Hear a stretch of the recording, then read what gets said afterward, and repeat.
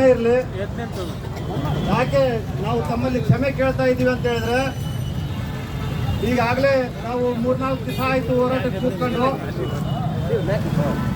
3-4 ದಿವಸ ಆಯಿತು. ನಮಗೆ ಕಾರಣಾಂತರದಿಂದ ಬರೋಕ್ಕಾಗಿರಲಿಲ್ಲ. ಹಾಗಾಗಿ ಪ್ರಥಮವಾಗಿ ತಮ್ಮಲ್ಲಿ ಎಲ್ಲರಲ್ಲೂ ಕೂಡ ನಾವು ಕ್ಷಮೆಯನ್ನು ಕೇಳೋದ್ರ ಮೂಲಕ ನಾವು ಕರ್ನಾಟಕ ರಾಜ್ಯ ರೈತ ಸಂಘದ ವತಿಯಿಂದ ತಮ್ಮ ಹೋರಾಟಕ್ಕೆ ಸಂಪೂರ್ಣವಾದಂಥ ಬೆಂಬಲ ಇದೆ ಅಂತೇಳಿ ಈ ಸಂದರ್ಭದಲ್ಲಿ ಘೋಷಣೆ ಮಾಡ್ತಾ,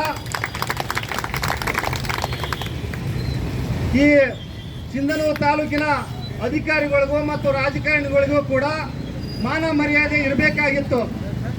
ಯಾಕಂತಂದ್ರೆ ಅನೇಕ ವರ್ಷಗಳಿಂದ ಬೀದಿಯಲ್ಲೇ ವ್ಯಾಪಾರ ಮಾಡ್ಕೊಂಡು ಬರ್ತಕ್ಕಂಥ ಬೀದಿ ವ್ಯಾಪಾರಿಗಳನ್ನ ಅವರಿಗೆ ಒಂದು ಸುರಕ್ಷಿತವಾದಂಥ ಸ್ಥಳವನ್ನು ಕಲ್ಪಿಸಬೇಕಾಗಿತ್ತು ಅವರೆಲ್ಲರೂ ಕೂಡ. ಆದರೆ ಅವ್ರು ಏನು ಮಾಡಿದ್ದಾರೆ ಅಂತ ಹೇಳಿದ್ರೆ, ಮಾಡೋ ಕೆಲಸವನ್ನ ಮರೆತು ಇವತ್ತು ಅದೇ ಬೀದಿ ವ್ಯಾಪಾರಿಗಳನ್ನ ಬೀದಿಗೆ ತಂದು ನಿಲ್ಲಿಸಿದ್ದಾರೆ. ಇಂಥ ಅವಿವೇಕಿಗಳು, ಇಂಥ ಅವಿವೇಕಿ ಅಧಿಕಾರಿಗಳು, ಅವಿವೇಕಿ ರಾಜಕಾರಣಿಗಳು ಇವತ್ತು ನಮಗೆ ಬೇಕಾ ಅನ್ನತಕ್ಕಂಥ ಪ್ರಶ್ನೆ ನಮ್ಮಲ್ಲಿ ಮೂಡಿದೆ ಬಂಧುಗಳೇ. ಹಾಗಾಗಿ ತಾವೆಲ್ಲರೂ ಕೂಡ ಎಚ್ಚೆತ್ಕೊಳ್ಬೇಕು. ಇವತ್ತು ನಮ್ಮ ಹಕ್ಕಿದೆ, ನಾವು ಬೀದಿಯಲ್ಲಿ ವ್ಯಾಪಾರ ಮಾಡ್ತಕ್ಕಂಥದ್ದು ಹಕ್ಕಿದೆ. ನಮಗೆ ಒಂದು ತೊಂದರೆ ಆಗ್ತದೆ, ಜನಸಾಮಾನ್ಯರಿಗೆ ಓಡಾಡಕ್ಕೆ ತೊಂದರೆ ಆಗುತ್ತೆ ಅಂತ ಹೇಳಿದ್ರೆ ತಾವು ಒಂದು ಶಾಶ್ವತವಾದಂಥ ಪರಿಹಾರವನ್ನು ಕಲ್ಪಿಸಿಕೊಡಬೇಕು. ಅನೇಕ ಕಡೆ ಸರ್ಕಾರದ ಜಾಗ ಇದೆ, ಆ ಜಾಗವನ್ನ ಶ್ರೀಮಂತರು ಕಬಳಿಸ್ತಾ ಇದ್ದಾರೆ.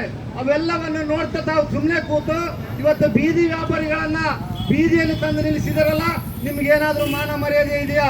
ನಿಮಗೆ ಮಾನ ಮರ್ಯಾದೆ ಇದ್ರೆ ತಕ್ಷಣಕ್ಕೆ ಜಿಲ್ಲಾಧಿಕಾರಿಗಳು, ತಾಲೂಕಾ ಅಧಿಕಾರಿಗಳು, AC ಅವರು ಏನು ಮಾಡ್ತಾರೆ ಗೊತ್ತಿಲ್ಲ, ಅವರೆಲ್ಲರಿಗೂ ಕೂಡ ಶಾಶ್ವತವಾದಂಥ ಒಂದು ಜಾಗವನ್ನು ಕಲ್ಪಿಸಬೇಕು ಅನ್ನುವಂಥ ಮೂಲಕ ಈ ಸಂದರ್ಭದಲ್ಲಿ ಹೇಳಕ್ಕೆ ಇಷ್ಟಪಡ್ತೇವೆ.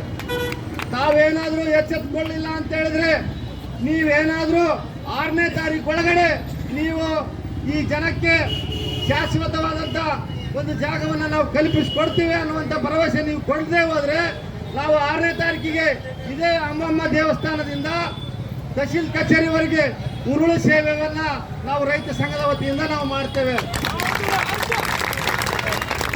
ಹಾಗಾಗಿ ತಾವು ಎಚ್ಚರಿಕೆಯಿಂದ ಕೆಲಸ ಮಾಡಬೇಕು. ತಕ್ಷಣಕ್ಕೆ ತಾವು ಎಚ್ಚರಗೊಂಡ ತಹಶೀಲ್ದಾರ್ಗೆ ನಾನು ಇವತ್ತು ಹೇಳ್ತೇನೆ, ನೀವು ಸುಮ್ಮನೆ ಕೂತ್ಕೊಳ್ಳೋದಲ್ಲ, ಇಲ್ಲ ನೀವು ಏನಾದರೂ ರಾಜಕಾರಣಿಗಳ ಒತ್ತಡ ಇದೆ ಅಂತೇಳಿ ಸುಮ್ಮನೆ ಕೂರೋದಲ್ಲ, ನಿಮ್ಮ ಕೆಲಸ ನೀವು ಮಾಡಬೇಕು. ಕಾಯ್ದೆ ಇದೆ, ಕೋರ್ಟಿನ ಆದೇಶ ಇದೆ.